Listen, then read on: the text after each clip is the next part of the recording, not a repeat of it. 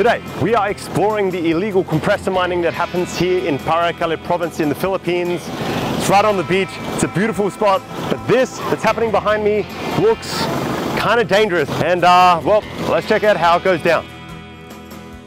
The pursuit of gold can lead to great prosperity, but it often comes at a great cost. Nowhere is this more evident than in Paracale, Philippines.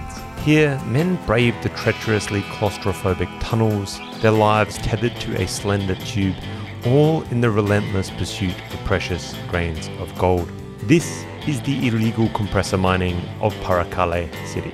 I still hope these guys get a ton of gold out of this, but you can see why people have a problem with this. The environmental destruction here is pretty severe. There's not much life that's going to be left in this kind of river. Do you ever run into problems with the government here? Hindi naman na.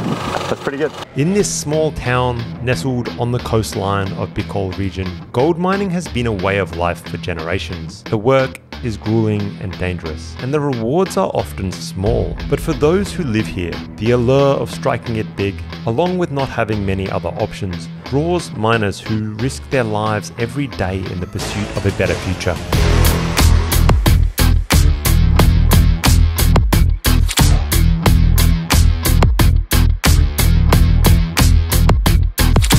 While some gold mining in Paracale is done legally on private lands, the vast majority of it is conducted through illegal compressor mining on public lands. Small teams of miners armed with little more than shovels, bamboo-constructed mining shafts, and homemade dive compressors work tirelessly in the hopes of striking it rich. The pursuit of gold in Paracale is a stark reminder of the high costs of this precious metal, both in terms of human lives and the destruction of the environment. The things that can go wrong is that the walls can collapse, the air can go out. Hindi mo inaasahan kung anong pwede mangyari sa ilalim.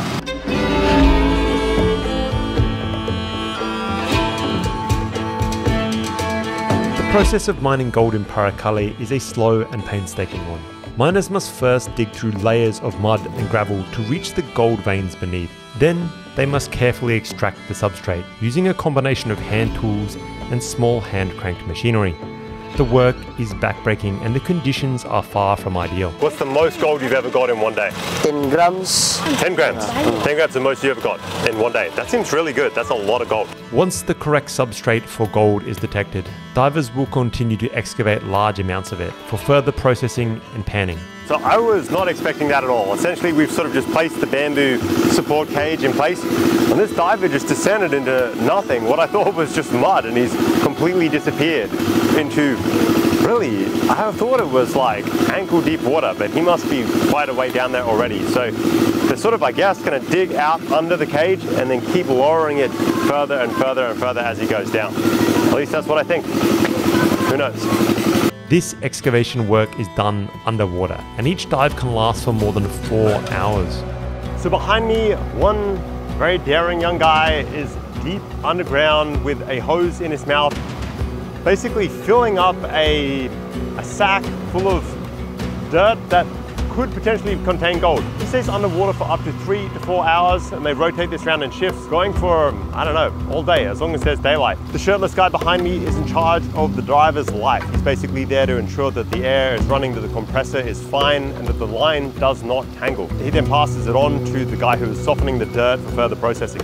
He's basically just mashing it into the side of this barrel that they have there, and the idea behind that is to soften it up so that you can then pan it and check if there is gold in the dirt.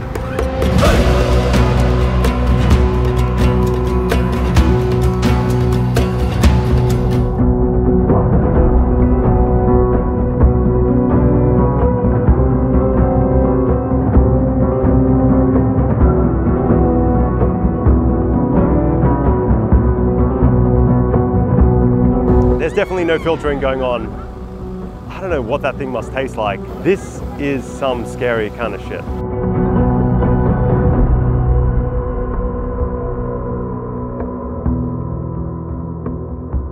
I have to admit, nothing seems scarier to me. If you are claustrophobic at all, this would be an absolute nightmare job. Just watching it gives me shivers. The conditions are dangerous as the mud walls can collapse at any time, burying the divers underground and underwater, completely cutting off their air supply. Sa ano yan, minsan ay natapag yung balon. Naguho. Whoa, so that it just crumbles in around you. What happened? You just had to scramble? Dead. Dead. Oh my God, man. Oh. Deliberately digging away at the wall and floor that could collapse anytime, breathing through just a man-made hose you're holding in between your teeth, and probably one of the dodgiest compressors I have ever seen in my life. These yellow sandbags are used to support the wall of the sandbank and just ensure that it doesn't collapse. Just supported by a bamboo frame for maybe 1.5 meters, 2 meters tops, and you just keep going down after that. The clay under the first 2 meters is just hard enough to support the wall itself. At least that's the hope for the guy underground with the tube in his mouth. Does the oxygen ever stop coming to you? Do you ever lose air? No, wala siya. Whoa. So hole number 1, kind of a dud. Hole number 2 has been begun. These guys work quick. I mean, this riverbank here is just filled with holes, empty holes, potholes that are empty now, that are kind of done. I think this is kind of the process. You sort of just work your way up the river, dig a hole, get some gold, you keep going. If you don't, you keep moving along.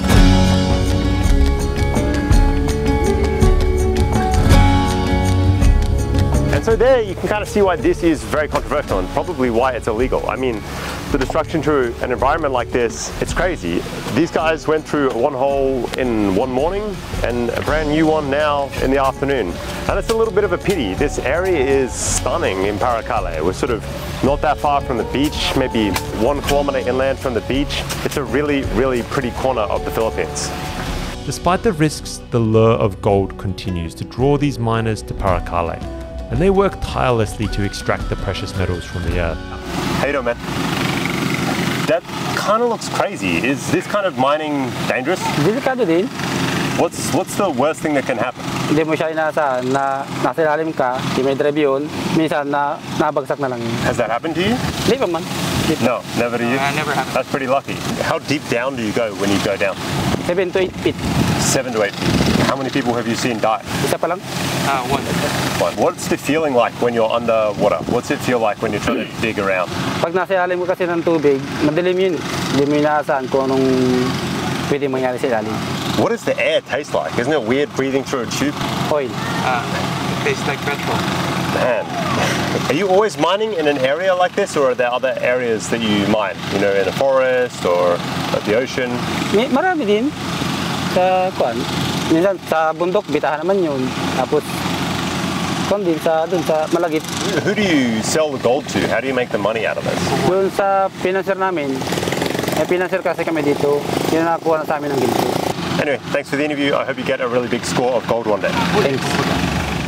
As the men dive, older women and younger children pan the riverbeds downstream of the divers. They do this to look for flakes of gold, dredged up by the mining teams, but that have passed through undetected. The lady behind me is doing the most basic form of gold mining you could, and that is essentially just digging up the riverbed and panhandling for gold. And to be honest, that's the one I'd go for. I wouldn't want to dive down into that claustrophobic hole. That sounds horrible.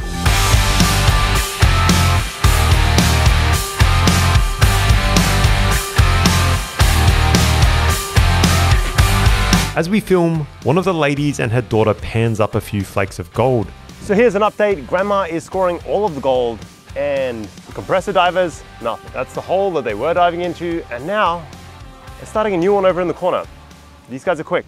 We're just watching here, and this lovely old lady has finally managed to get some gold. I just think this is the coolest thing. She's been panning all day long, and it's just a few tiny specks of gold flake, and that's what they're out here for, you know, all day panning away, in some instances going down in incredibly dangerous holes, and now she's finally got some gold. How long did it take you to get this gold? Mulang alas 7 hanggang ngayong lang, tanghali. How much is this gold worth? Mga 300, wala naman itong 300. 100 to 300 pesos. Congratulations, thank you very much. I'm really happy for you. It's cool to see this working out. The gold that the old lady got, 300 pesos, is maybe about $5. I imagine if she gets that in one day, $5 a day, best case scenario, $10 a day. I don't know, it's not a lot, but that kind of money here can go a long way. It's a small but tangible reward for their labor, and I'm eager to see how she processes it further at her camp nearby. So as the final part of the process, the gold is going to be mixed with mercury somehow, and I think that's just going to cause all of the different fragments or flakes of gold to come together into one block that they can sell.